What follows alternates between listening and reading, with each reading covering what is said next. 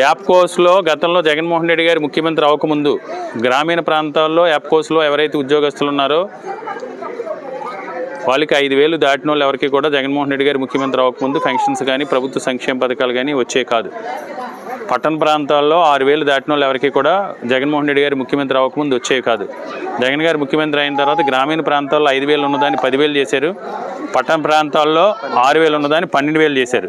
కాబట్టి అది అందరికీ కూడా తెలిసేలా చేయండి అని మనం ఏమనుకుంటా ఉంటే వాళ్ళు చెప్పారు కదా మనం వచ్చాక అని అనుకుంటా. అర్థమైందా? డబల్ చేశారు జగన్ గారు వచ్చాక. జగన్ గారు రాకముందు 6,000 అంటే సాధారణంగా 12,000 దాటితే సస్టైనబిలిటీ ఉంటుంది కదా అనే ఉద్దేశంతో అది మీరు క్లియర్గా ఎక్స్ప్లెయిన్ చేస్తే వాళ్ళకి తెలుస్తుంది.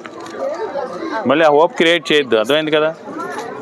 6,000 దాటిన వాళ్ళు ఎవరికి కూడా ఏ వెల్ఫేర్ స్కీమ్ వచ్చేది కాదు. మీకు ఐడియా ఉంది అది?